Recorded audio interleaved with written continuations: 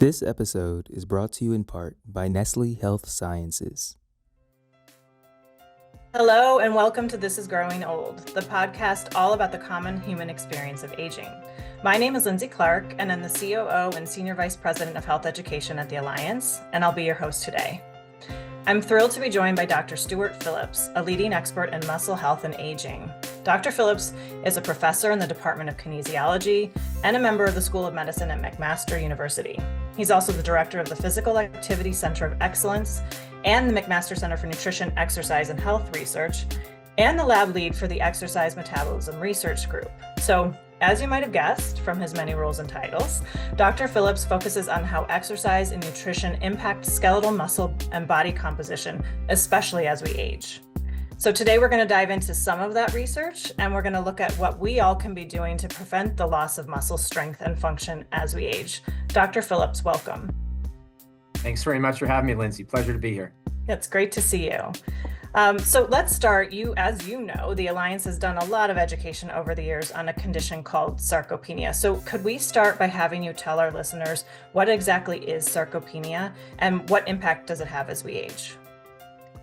Yeah, so it's an old definition, and I think the original definition still fits as the core component of which is the age-related loss of skeletal muscle, which that's all going to happen. So, none of us is going to escape that.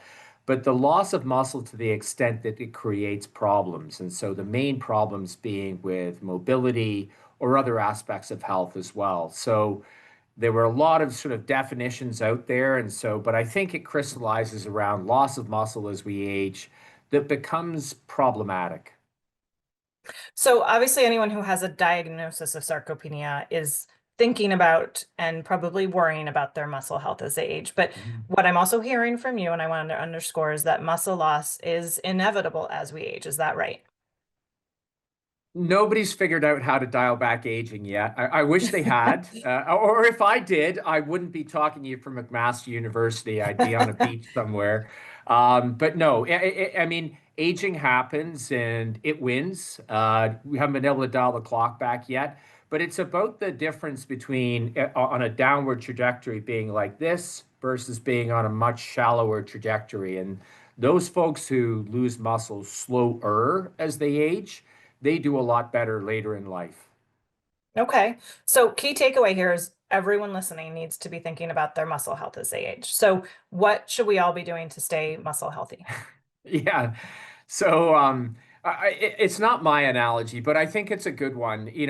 We all know exercise is good for us, and most people would say, I know 150 minutes on the guidelines. That's what I've got to do aerobic wise. And I'm like, yeah, you're right. I have a wife who studies cardiovascular physiology. I'd never disagree. Uh, that adds years to your life. That keeps you out of the cardiologist's office. It keeps you out of the endocrinologist, diabetologist, all these people with chronic metabolic diseases. What we're going to talk about now by strength training or resistance training is we're going to add life to your years as opposed to years to your life. And so I'm a firm believer that at some point in your life, you're going to be limited in a mobility way. There's something you're not going to be able to do. And it's going to be an activity that's probably not related to your aerobic fitness, in other words, biking, running, swimming, etc., but your strength and your power. And that's really only something that you can push back against as you age by engaging in what we call resistance exercise or weightlifting. Okay, so resistance exercise and weightlifting, the best Yeah. kinds of exercise for maintaining muscle health. But for those, I don't think it's uncommon. I'm gonna, raise my hand here that it can be Sure. intimidating when we're thinking about huge changes in our exercise routines, Yeah. especially with age. So do you have any tips with people who are listening? They hear you, they're saying, okay, I want to be muscle healthy here. They're Yeah. getting started today. What are some small steps that can have meaningful impact?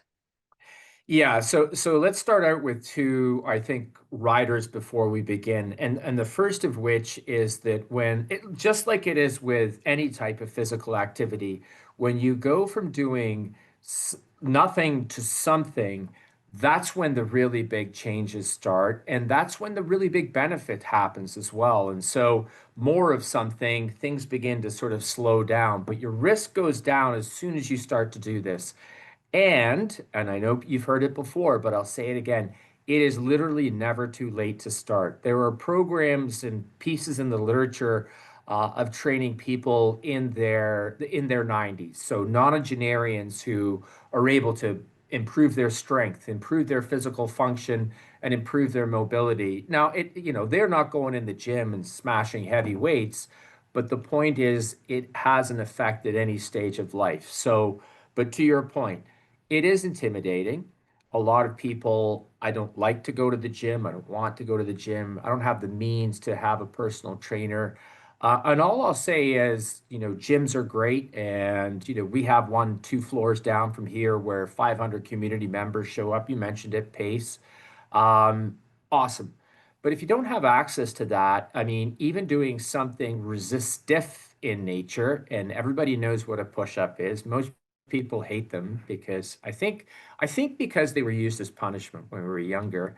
Um, drop and give you 20, of course. Yeah. And so, something where you can improve your leg strength is even something as little as like, coming up and down out of a chair and doing it 5 or 10 times. And people go, well, how strong can that make you? But that's supporting your own body weight, which is really the last form of weight that you need to be able to lift as we get older. So, it doesn't take much.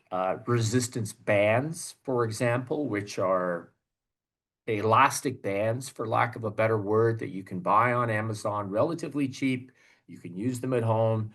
Small weights, things that, a lot of people, oh, you need big, heavy weights. And it's not true. Everything helps.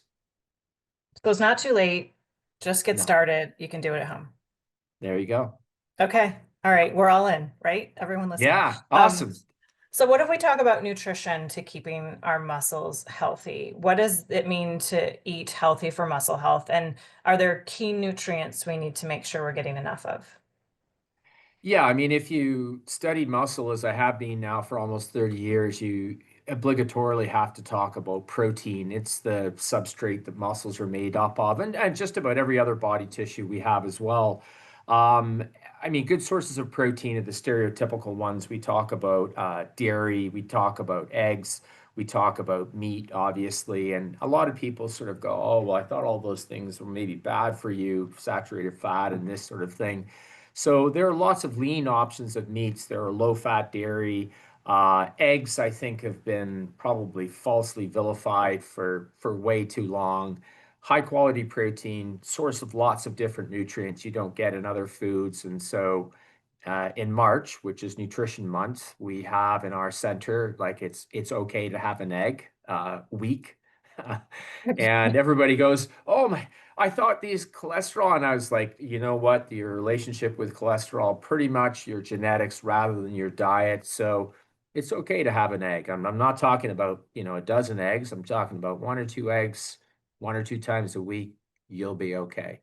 Um, but these are the sources of not only protein, they're sources of lots of other nutrients. So we can talk about calcium, we can talk about vitamin D, which are bone supportive, of course, but they're really good for muscle as well. Muscle has vitamin D receptors on it, and I think it probably responds pretty well to that vitamin as well. So there's lots of other nutrients in there, but lots of other tissues need.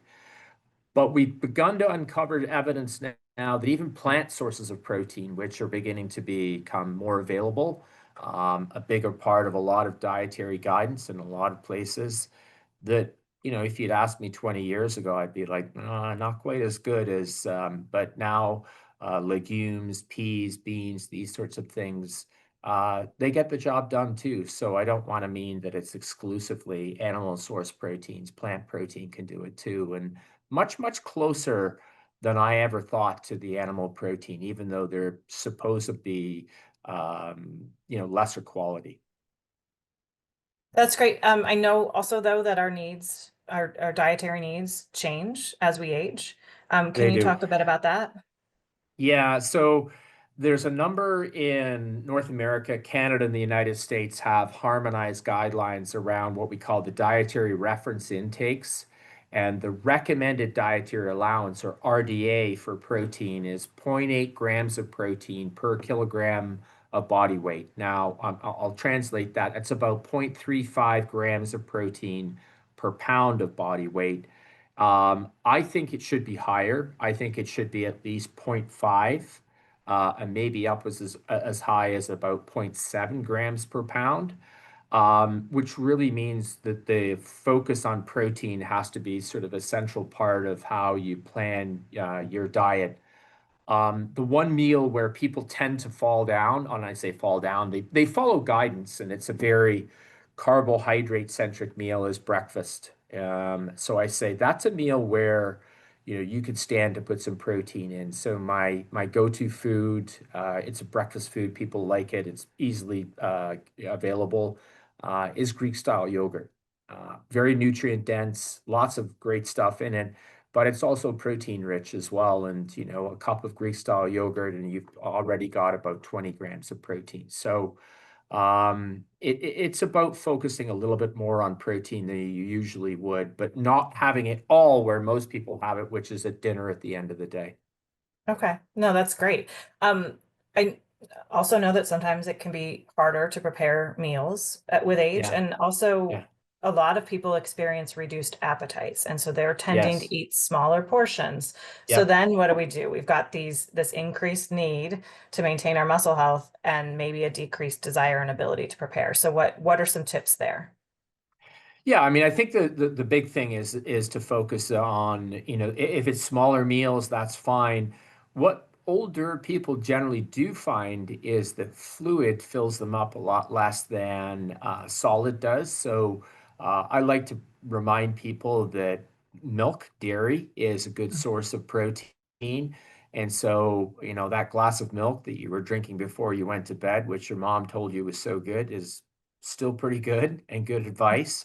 At the same time, yeah, maybe the snack that you have, in mid-morning or mid-afternoon or pre-sleep, is something more protein focused as opposed to what most people reach for, which is tends to be carbohydrate focused, sort of heavily sugared sometimes, and falls into the. I tell people when I teach a lot of varsity athletes around here how to shop, believe it or not. And I say, if you shop around the outside of the grocery store, you usually find, fruits and Yeah. produce up one side, dairy and meat down the other side, and then usually the bread and cereal down this side. If you go into the middle aisles, I said those are, be careful what you're picking up there, usually processed foods. And that's usually what most people choose for a snack instead of something that was from the outside aisle. So, I think if everybody spent more time on the outside and ate foods from the outside, we'd probably be okay. Hi, I'm Sue Peshin, President and CEO of the Alliance for Aging Research, here to formally invite you to our Heroes in Health celebration on Tuesday, September 30th at the Waldorf Astoria in Washington, D.C. This year, we're celebrating trust and empowerment as we honor champions in the fight to make healthy aging equitable for all. You don't want to miss this, and we don't want to miss you. To register today, please visit us at agingresearch.org. Now back to This is Growing Old. I love it. Um, I don't think it's uncommon though for people to find that they're not getting everything they need from their Hmm. diet and they're turning Yeah. to supplements. So Yeah. any recommendations or tips when choosing supplements for our muscle health? Yeah, so there's probably two things. A lot of people go to, say, protein-based supplements. They use bars or powders. I'm okay with those. Athletes that I coach, obviously, and give nutritional advice to, that's sort of mainstream stuff for them. They're not always cheap. They don't always taste great, and they may not give you everything that you need. Now, the protein powders are fine, and you could add a protein powder to other foods and improve the amount of and the quantity of protein that you're eating. I do think, however, that you're better off trying to get it from food sources. It's tough, I'll admit. I do think some of the meal replacement drinks have gotten a little bit better. So these ready-to-drink sources that are blends of not only fats, but carbohydrates and proteins and a lot of vitamins and minerals. If you sip or drink those, that's a good way of getting things as well. It always a food first approach if you can, but I appreciate that there are barriers and tough points, and can I eat this? How much should I eat? It's just a little bit about sort of making the protein focused part of things a push. Okay. So switching gears a little bit, there are a lot of people who are really benefiting from the GLP-1 weight loss drugs, but we also Yeah, know that that weight loss is going hand in hand with muscle loss. So what should people yeah. be doing if they're taking those medications? Yeah, so there's sort of a general rule when people lose weight. We call it Forbes rule, is that if you're just restricting energy, like this is old school weight loss, so not drug induced, is that for every pound that you lose, about a quarter of it is what we call lean tissue. And most people translate into that's muscle, and it's not quite, but it's a reasonable proxy of muscle. So let's just say is that's usually 3 to 1. So, you know, 3/4 of it is fat, which is what you want to lose, and then a quarter of it is this lean tissue, and some of that is muscle. Enter the GLP-1 drugs, and like ridiculously effective. I think the term gets thrown around a lot, but a real game changer for people who are overweight and obese and have struggled with that for a long, long time. And what they do, two things, is they reduce the rate of gastric emptying. So they make you feel full for longer, and they reduce your appetite centrally. So you don't eat as much. You feel you can't eat as much, and very effective. They're so effective, however, that the ratio that we usually see of fat to lean loss is skewed a little bit towards the lean side. So you're losing a little bit more muscle because you lose weight so rapidly on these drugs. And there's a debate, I'll be honest, about whether that's an issue or not. Because if you lose weight, maybe your mobility improves anyway. We think it's an issue for older people, particularly, uh, to want to, not lose as much muscle as you can. Because again, if you're on that steep part of the curve already, to lose some muscle in a rapid period of time bends the curve downwards quite sharply. So there's two things, exactly what you would expect. First, focus on protein as a nutrient that you're eating, because that might help prop up muscle. But probably the far more effective and the better of the two is to engage in resistance exercise, weightlifting, because that's a very powerful stimulus to hang on to muscle. The better would be to do both together, obviously, and that's the sort of the athlete strategy around if you're gaining muscle as when you're younger, as opposed to we're trying to prevent it. And that's just this scenario. You're trying to lift weights, and then you eat a bit of protein, and then next day you lift some weights, and doing that will definitely slow the amount of muscle loss. But the truth is, we don't have a lot of good data whether that's true or not, and we don't have any data actually whether it is a problem for older people mobility wise. My guess is we're going to have to wait a few years to see whether it's a problem, but there will be some people who it will be a problem for. Okay, but at the very least, we know that you lose weight, you lose lean, probably muscle mass. So at the very Yep. least, people who are on these medications need to make sure they're really focusing on their protein and their exercise, their strength, their muscle resistance and strength training. Okay. Absolutely. And any clinician who puts somebody on those drugs should be giving that sort of advice to people. And it's maybe not something they can control, but they should say, you know what, these drugs are going to be very effective. You're going to lose weight. You're going to lose it probably pretty quickly. Yeah. And you'd be advised to eat more protein. Hopefully, if you're not exercising, start and do something to preserve your muscle. Okay. So anything else you want to tell our listeners, and especially, is there anywhere that people should go to learn more about this topic? Yeah, I mean, I think there's an increasing recognition that sarcopenia is an issue. It's not a norm. It doesn't have to be a normal part of aging. A Right. lot of clinicians out there look at it and say, "Well, that's just aging. It's just what happens." Mm. And there are a lot of, I think, things like that with age that people are beginning to push back on, and sarcopenia or muscle loss is definitely one of them. Lots of great resources and places where you could go to check out what you can do. The hard part is we don't have a drug to stop it right now. So it's all lifestyle based. It's all about trying to eat a little bit better, trying to stay physically active, and definitely trying to lift some weights to make yourself stronger. And I think the big part about, and you've already seen my curves already, but the point we like to make to people is that, a small difference at a certain point in your life, and it could be just a 1 to 2 degree shift in that decline or incline, you can begin to see is that it has a tremendous difference later in life, is that the lines diverge. And the point to make there is that that divergence could be the difference between, 5 or 6 years of independent living later in life. So, it's an investment. I call it an investment in the future you to do this stuff now. And so, everybody wants to know when aging starts, when sarcopenia starts, and I'm about to have a significant milestone birthday my friends call it a paying birthday. So let's put it that way: is that I'm more and more interested in this because people say, "What am I training for?" And it's like I am training to age well. That's exactly what it's all But I about. love the investment analogy, but also you can invest in small amounts and still make a huge difference.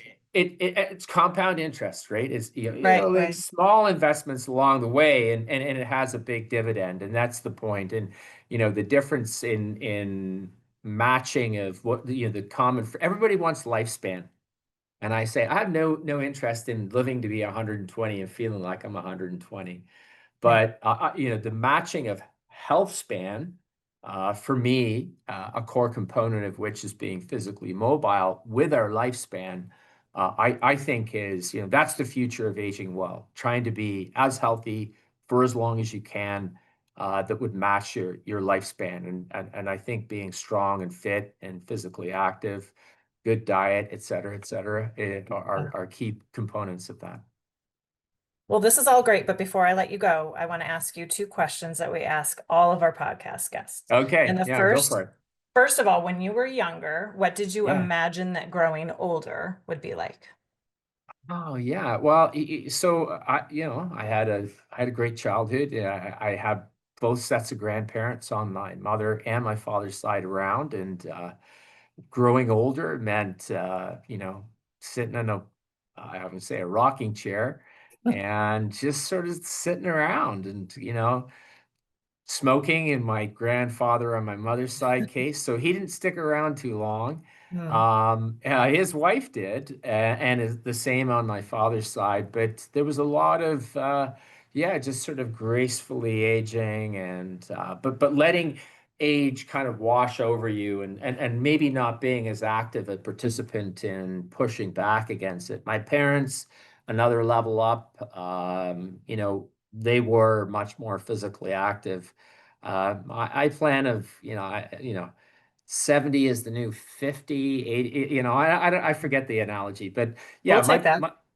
my plan is, to try and push the envelope again, and probably my kids are going to do more than I ever did. But I mean, I think that it's about realizing that aging happens to everybody, and everything sort of slows down, and et cetera, but it can happen at different rates, and I think that that's the really big message. And so trying to do all you can to slow that decline as much as possible, mentally, physically. I think they go hand in hand.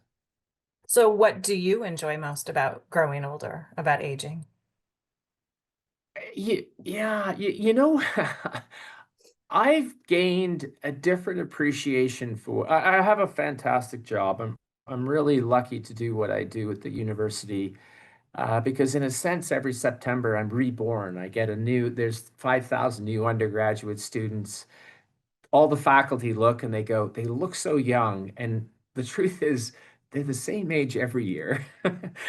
We just keep getting older, right? So, I'm surrounded by young people with energy and vitality, and they amaze me, and they constantly just challenge me to be better and to try and, yeah, just sort of keep up with them in a large part. Uh, but a big focus, and it must be just age and experience, is to take a tremendous amount of pride in interacting with them, because now they're younger than my kids' ages, so it's sort of like having a second set of kids, and so just yeah, a nurturing of a younger generation has been part of my aging process. I never thought that would happen. It's just grown. And then all of a sudden I find myself thinking, what would you be most proud of? And I'm most proud of those folks. So yeah, it's the funnest Well, part of what I do for sure. they're clearly lucky to have you. So I thank you for sharing appreciate that. that. And Thank thank you. you, Dr. Phillips. Thank you so much for joining us and teaching us so much about how we can maintain our muscle health as we age.